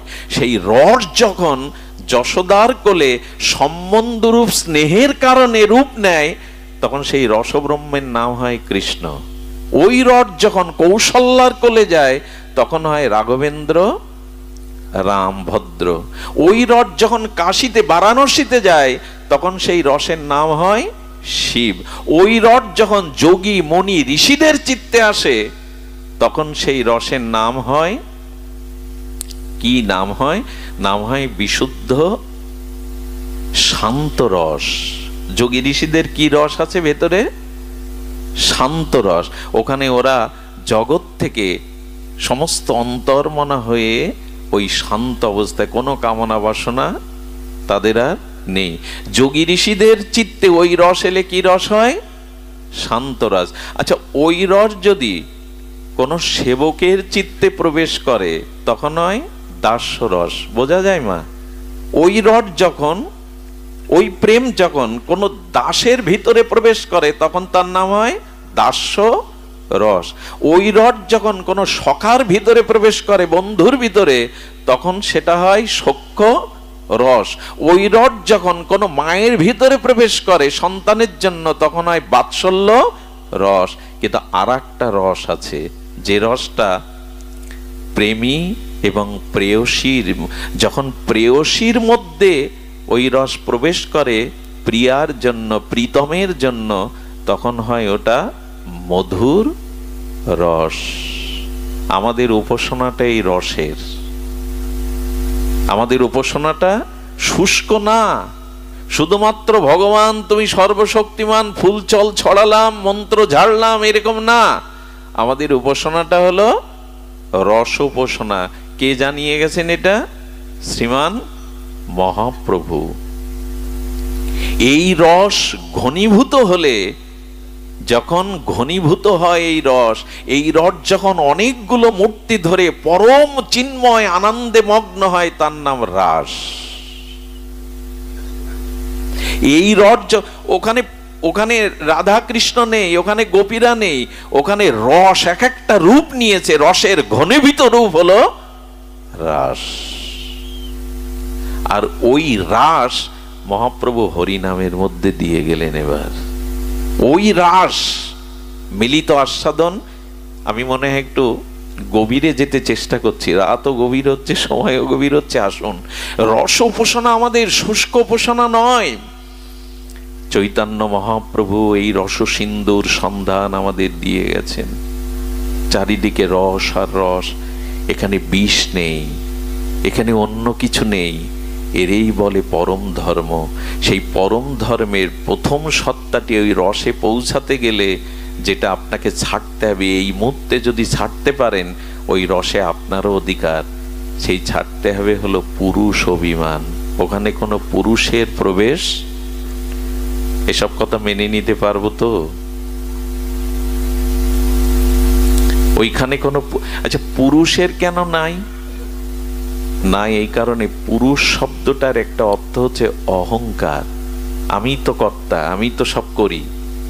এই জন্য আমাদের সমাজে নাম দেওয়া হয় পুরুষ শাসিত সমাজ। পুরুষ মানেই একটা কর্তা, অভিমান। তো অভিমান থাকলে, নিজে কর্তা ভাব থাকলে ওই রসে কোনোদিন পৌঁছানো যাবে না।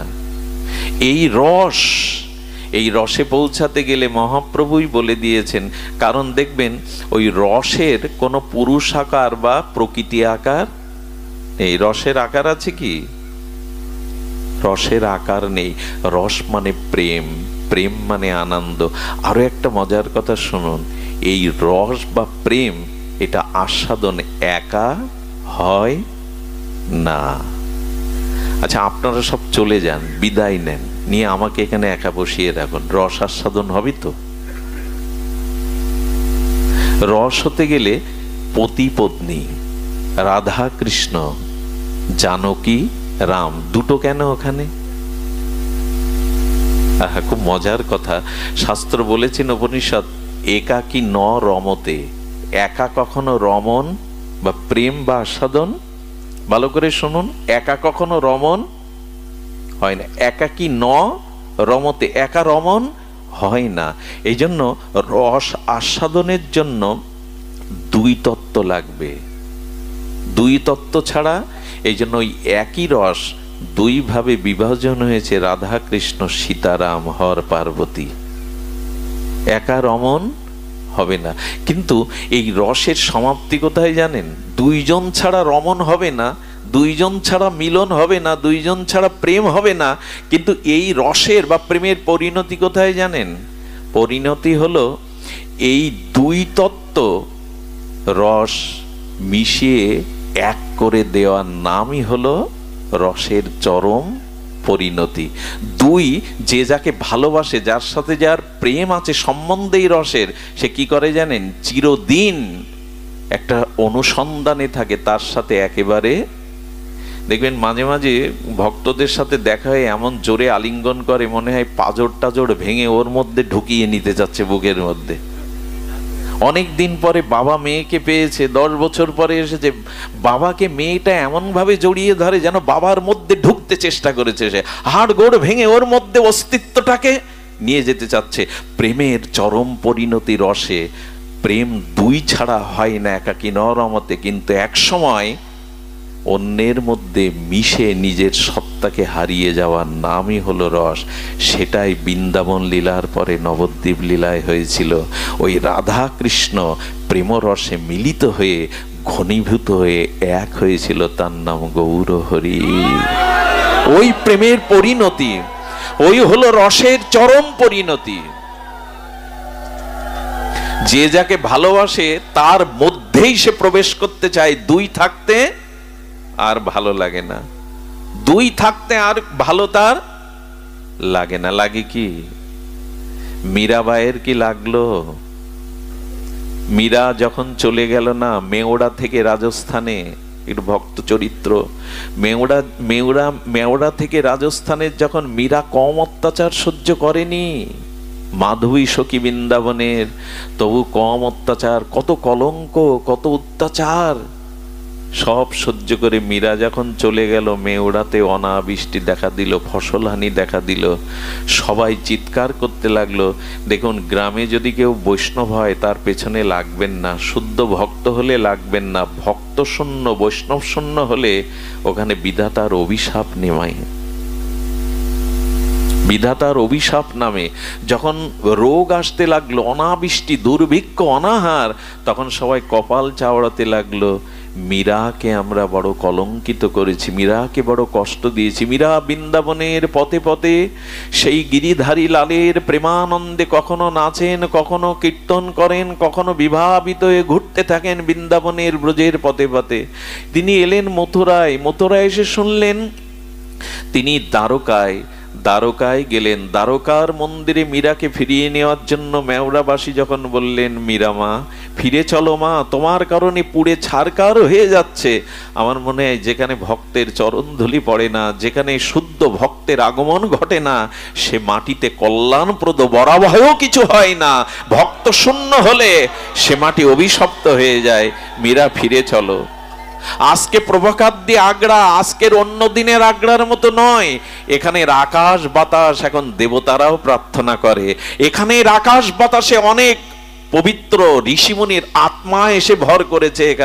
এখানে সাক্ষাৎ ভগবানের কৃপা করুণামূর্তি বইছে। সাধু যেখানে মিলিত না হয়, ভগবত হরিকথা হরি নামাদি যেখানে আস্বাদিত না হয়, সে স্থানে মঙ্গল কিছু হতে পারে না, কল্যাণ কিছু অভিশপ্ত হয়ে যায় সেই ভূমি।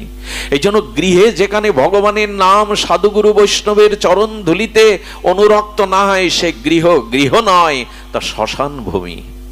উচিত হলো সাধুগুরুর অনুরাগ, সাধুগুরুর সান্নিধ্য যাওয়া। মীরা বলল, আমি আমার গিরিধারীর কাছে শুনে আছি সে অনুমতি দেয় কিনা। মন্দিরের মধ্যে প্রবেশ করে বললেন, আর কতকাল আলাদা রাখবে গো? বলো না, তোমায় ছেড়ে আর কতকাল আলাদা থাকবো? কতকাল ঘুরিয়েছ আমায়। এই বলে মীরা যখন আহ্বান করলেন, দ্বারকাধীশ ভগবান মীরাকে নিজের মধ্যে ওই যে প্রেম দুই থাকে না, প্রেম মিশে যায়, সঙ্গে সঙ্গে মীরার চিন্ময় শরীরটা দ্বারকাধীশ গোবিন্দ মিশিয়ে নিলেন। পূজারী গিয়ে দেখলেন মীরার কাপড়টা গোবিন্দের গালে বেঁধে আছে, মিলিয়ে নিলেন। এই হলো রসের পরিণতি। কবে তোমার কাছে ফিরে যাব, কবে তোমার হব। এই মরময়, মৃত্যুময়, যন্ত্রণাময়, সাত্যময় সংসার থেকে কবে তুমি তোমার কাছে আমায় নেবে, কবে একাকার হয়ে মিশে যেতে পারবো তোমায়। এই অভিলাষটাই হলো প্রেমের অভিলাষ, রসের উপাসনা। মহাপ্রভুর এই দশা হয়েছিল। তিনি তার প্রিয় পরম জগন্নাথের মধ্যেই মাথুর বিরহিনী রাধা ভাবে তিনি শ্যামসুন্দরকে দেখেই তো মিলিত হয়েছিলেন, নাও আমায় নাও। মাঝে মাঝে মহাপ্রভুর ওই রস মিলিত হওয়ার জন্য গাম্ভীরার মধ্যে মহাপ্রভুর অস্থি মজ্জা রক্ত বিগলিত হয়ে দীর্ঘ হয়ে যেত। এ কি ব্যাখ্যা করে বোঝাবার কথা? হাড় মাংস দেহটা বহু ফুট লম্বা হয়ে বিগলিত হয়ে যেত। মাঝে মাঝে এই বিরহে, এই প্রেম, এই রসের অনুভূতিতে হস্তপদ কুর্মের ন্যায়, মাটির ঢেলার ন্যায় ভেতরে প্রবেশ করে মাটির কর্মাকৃতি আকার হয়ে যেত। লোমকূপ দিয়ে রক্ত ঝরছ মহাপ্রভুর। নিদ্রা নেই এই বিরহ। এই জায়গাটায় পৌঁছানোর জন্য গম্ভীরানাথ এই লীলা করেছিলেন। রাধারানীর বিরহ, মাথুর বিরহ বিকো করে মহাপ্রভু বলেছিলেন, প্রেম না হলে কেউ কারোর কথা ভাবে গো, ভালোবাসা না থাকলে কেউ কারোর কথা ভাবে। এই ভগবানের প্রতি চির আপনত্ব, রস ও প্রেমের সম্বন্ধের অনুরাগের নামই হলো পরম ধর্ম। ধর্ম করছি আমরা, কিন্তু এই পরম ধর্ম মহাপ্রভু দিতে এসেছিলেন। কবে তোমার হব, তোমাতে মিশে যাব, কবে তোমার সেবা ভাবনা নিয়ে দাস্য সাক্ষ্য বাৎসল্য মধুর রসে তোমাকে এমনি করে ভালোবাসতে পারবো। এই ভালোবাসাটাই হলো আমাদের রস উপাসনা। এই রস উপাসনায় মহাপ্রভু নিজে আচরণ করে শেঠ যে রহিল প্রভুর দ্বাদশ বৎসর, এই উপাসনাটাই চাই আমাদের। মদনমোহন টিলায় এক বাবা থাকতেন, মদনমোহন টিলাতে।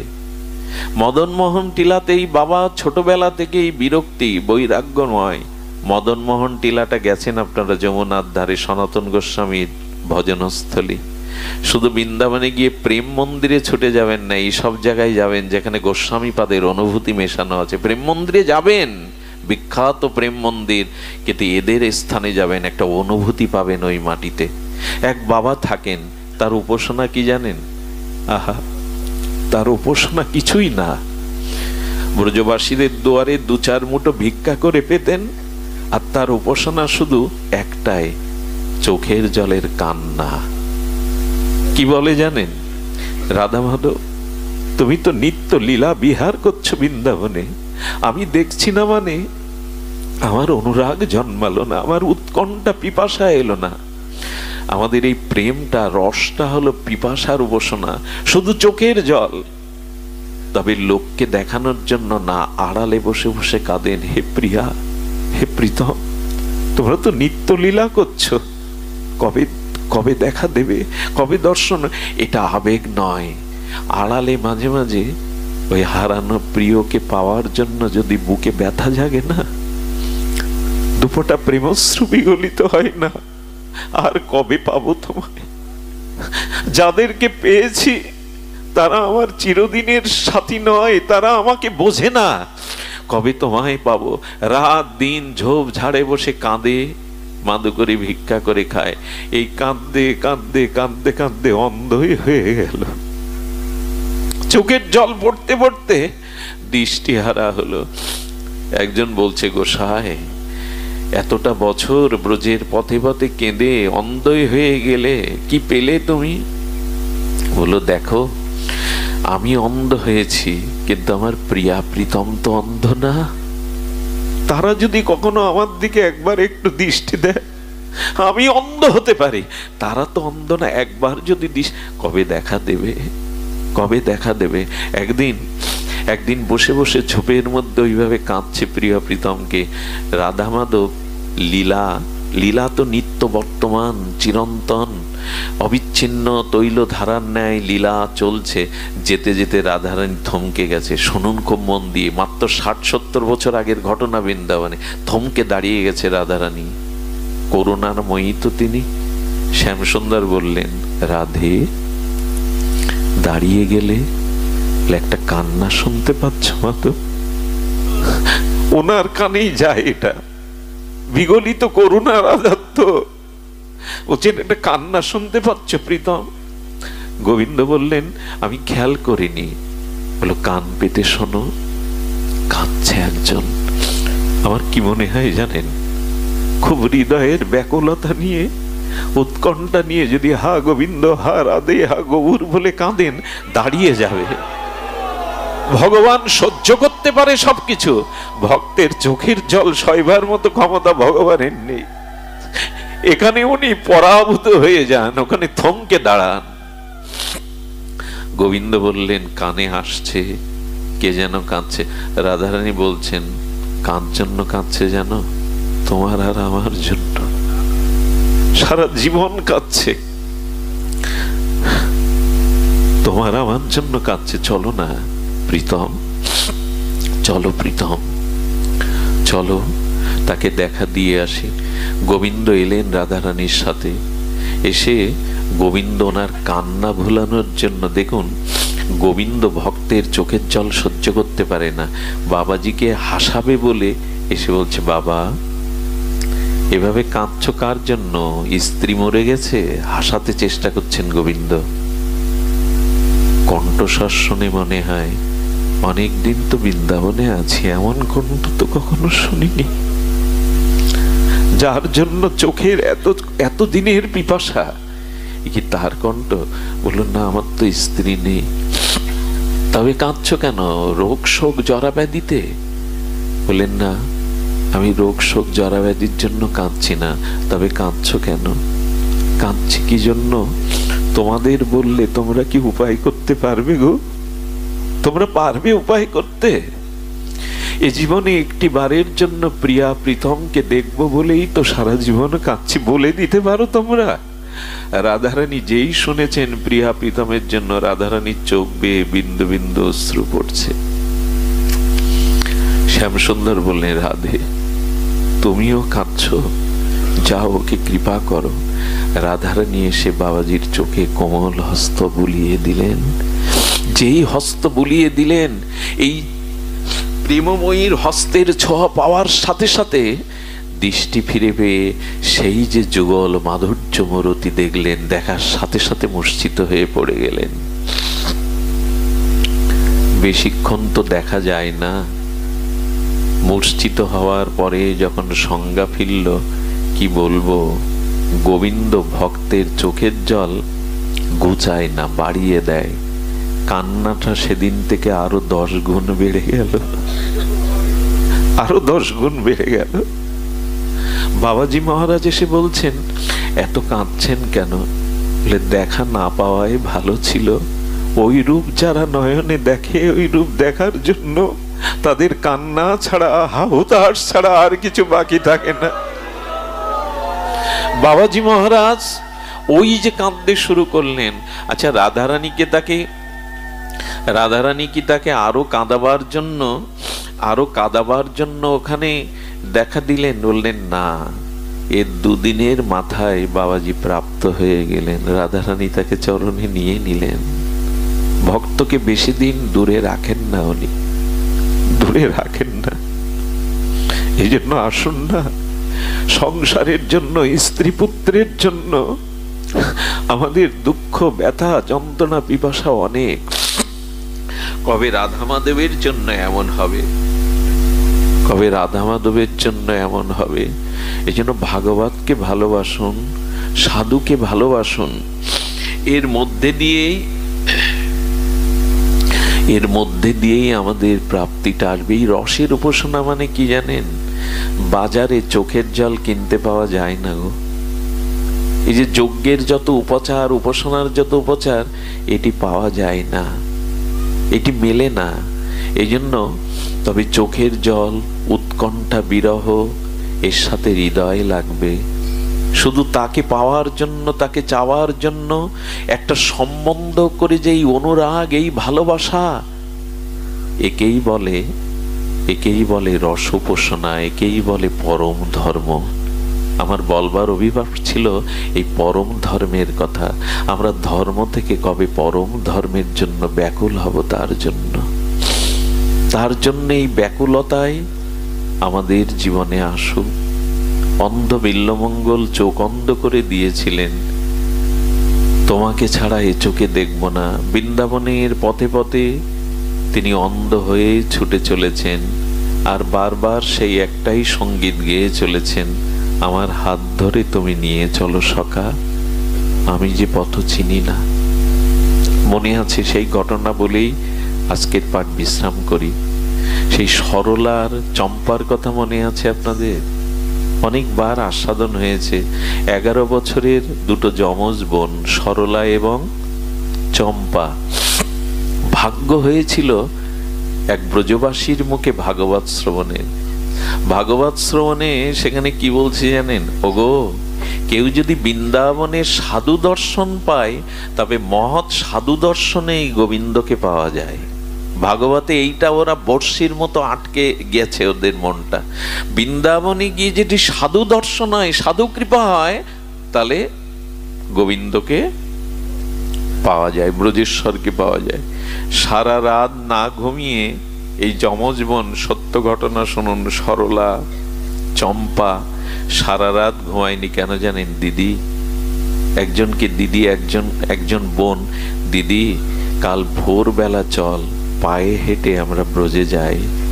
ব্রজে যদি যমুনার কূলে যাই, তাহলে কোনো শুদ্ধ বাবাকে পাবো, ভক্তকে পাবো। আর বলেছেন তো বাবা ভাগবতে, শুদ্ধ সাধু দর্শন হলেই গোবিন্দ পাওয়া যায়। তারা মধ্যরাত্রে থেকে না খেয়ে না দিয়ে সরলা, চম্পা হাঁটতে শুরু করেছে। বেলা দ্বীপ্রহরের সময় যমুনা পুলিনে পৌঁছালো, ক্লান্ত শ্রান্ত, তবু ওই উৎকণ্ঠা। প্রেম মানে কি জানেন? পিপাসা। এই পিপাসা, ভজন মানে পিপাসা। এই পিপাসা বুকে নিয়ে যখন যমুনার কূলে গেছে, দেখছে এক বাবাজি মহারাজ আছেন। বলল, ওই দেখ, জটা জুটোধারী এক সাধু এসছে, তার মানে আমরা গোবিন্দ পাবো। এই দৃঢ় ভাগবত বিশ্বাসে তারা আশায় বুক বেঁধেছে। একটু আড়ালে গেল। বাবাজি মহারাজ কি করেছে জানেন? বাবাজি মহারাজ তার কাঁধের ঝোলাটা রেখে, তখন তো বৃন্দাবন একটু অরণ্য, উনি বাহ্যক্রিয়া মলমূত্র ত্যাগের জন্য একটু গভীরে গেছেন।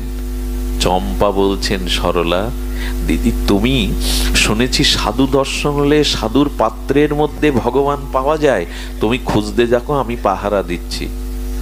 থলের ভিতরে হাত দিয়ে প্রথমে একটা গীতা পেল, জপের মালা পেল, রাধাকুণ্ডের রস চন্দন পেল, সবশেষে দেখে একটা কাঠের ছোট বাক্স। বাক্সটা খোলার সাথে সাথে দেখে গোপাল বসে আছে, হাকুড়ে গোপাল। সরলা রে, এই দেখ, বলেছিলাম না সাধু দর্শন হলে গোবিন্দ পাওয়া যায়, এই দেখ, এই দেখ, গোবিন্দ সাধুর ঝোলার মধ্যেই আছে। সাধু দেখেছি মানে এই গোবিন্দ পাওয়া হয়ে গেছে। কিন্তু গোপাল তো ইতিপূর্বে দেখেনি, হাতে নিয়ে কাঁদছে সরলা। কেন জানেন দিদি?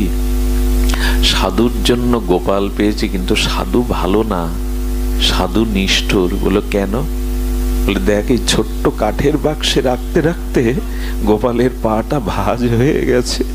কত কষ্ট পেয়েছে, ওরা তো জানে না হাকুড়ে গোপালের পা ভাঙা থাকে। বললেন, দিদি সাধু এত কষ্ট দেয় কি করে গোপালকে? আরে এইভাবে বসিয়ে রাখতে রাখতে অনেক কষ্ট হয়েছে গোপাল তোমার, তাই না? কি করেছে জানেন? এরই নাম তো ভজন, এই অনুরাগ, এই সেবা ভাবনা, এরই নাম ভজন। সরলা বলছে, আমরা গোপালের জন্য যে মাখন এনেছি, আয়না মাখন দিয়ে আর চোখের জল দিয়ে পাটা টেনে দিই, যদি দাঁড়িয়ে পড়ে পায়ের ব্যথা যায়। সেবা ছাড়া কিছু হয় না গো। এই হৃদয়ের প্রাণ ঢালার সেবা চাই। সেবাই তো যেখানে সেবা নেই সেখানে ধর্ম নেই। মুনি ঋষিদের ঘরে আগে যাননি রাম, রাম গিয়েছিল শবরীর ওখানে, কারণ শবরীর সেবা ছিল। শুধু তপস্যা না, সেবা ছিল। আজকে চোখের জলে সরলা আর চম্পা মাখন টেনে টেনে বললেন, গোপাল একটু দাঁড়াও না, কত কষ্ট হয়েছে তোমার, একটু দাঁড়াও না। এর মধ্যে কতক্ষণ থাকতে থাকতে কষ্ট হয়েছে। ভগবান ভক্ত বাঞ্ছা কল্পতরু ওদের হাতের উপরেই দাঁড়িয়ে গেছে। গোপাল ওদের হাতের উপরেই দাঁড়িয়ে গেছে, প্রকট হয়ে গেছেন ভগবান। উনি প্রেমের দেবতা, তো উনার উপাচার শুধু প্রেম, চোখের জল, হৃদয়ের শুদ্ধ অনুরাগ, এতেই প্রকট হয়ে গেছে। গোপাল প্রকট হলো তো ওইখান থেকে সাধু প্রবেশ করতে শুরু করে। সাধুকে দেখেই ওরা তড়িঘড়ি গোপালকে রেখে আবার লুকিয়েছে, সাধু যদি কিছু বলে। দূর থেকে ওরা শুনছে, সাধু এসে দেখছে, বা স্নান করে উঠে দেখে মালাটা বাইরে, গীতাটা বাইরে, হ্যাঁ, রাধাকুণ্ডের রসটা বাইরে। হঠাৎ তাকিয়ে দেখে তার সেবক, সেব্য বিগ্রহ গোপাল, হাকুড়ে গোপাল নয়, দাঁড়িয়ে গেছে নির্বাক, চোখের জলে বলছেন, ও এতদিন ভালোবেসে কাছে রাখলাম, আমার সেবা তোমার পছন্দ হয়নি না? আমার জন্য তাহলে দাঁড়াওনি এতদিন? কার ভালোবাসা পেয়েছ, কার সেবাতে দাঁড়িয়ে গেছো? আমার ভালোবাসা এতদিন স্বীকার করনি? গোবিন্দ হঠাৎ বলে বসলেন, সরলের কাছে চিরকাল আমি সরলই গো। যাদের হৃদয়ে সরলতা আছে আমি তাদের কাছে দেখুন, ভগবত ভজনের সব থেকে বড় প্রয়োজন কি জানেন? সরল হওয়া। খুব কূটবুদ্ধি থাকলে ভগবান কৃপা করেন না। সরলতাই হলো, শিশুর মুখ দেখলে সবার মন ভালো হয় কেন জানেন? ওদের মধ্যে কপটতাটা নাই বলে। শিশুর মুখে একটা পরিবারের আনন্দের জোয়ার বইয়ে দেয়, দুঃখ ভুলিয়ে দেয়, শুধুমাত্র সরল বলে। আজ এদের তপস্যা নেই, কিন্তু সরলতা, ব্যাকুলতা, সেবা ভাবনার দ্বারা প্রকট হলেন। দূর থেকে সেই সাধু বললেন, জানি না কে তোমরা, তোমাদের সরলতা, প্রেম, সেবার দ্বারা গোপালও যে দাঁড়াতে পারে আজকে জানলাম। প্রেমেরই জয়, সেবারই জয়। আসুন এই সেবা ভাবনাটা আমাদের চিত্তে থাকুক, এই সরলতা নিষ্কপটার রস উপাসনা আমাদের চিত্তে থাকুক। আজ এইটুকুই। সবার মঙ্গল, সবার কল্যাণ। জয় শ্রী গুরু প্রেমানন্দে গৌর হরি। আপনাদের এই যে যারা ইউটিউবে এই পাঠ তুলছেন, একটা হাত জোড় করে অনুরোধ, আমি যারা ইউটিউবার যারা আছেন এখানে পাঠ তুলছেন, আমার পাঠ প্রচারের যোগ্য না, তবু বলছি খণ্ড খণ্ড করবেন না। অনেক ভক্তরা ব্যথা পায়, কষ্ট পায়। খণ্ড খণ্ড করে পাঠ প্রচার না করে এককভাবে প্রচার করবেন। পাঠের নাম যেটা বলা হলো তাই দেবেন। অভিশাপ বানান ভুল লেখেন, মানুষ বানান ভুল লেখেন, এগুলো আমাদের কষ্ট হয়। আজকের পাঠটা হলো সত্য নয় পরম সত্য, ধর্ম নয় পরম ধর্ম।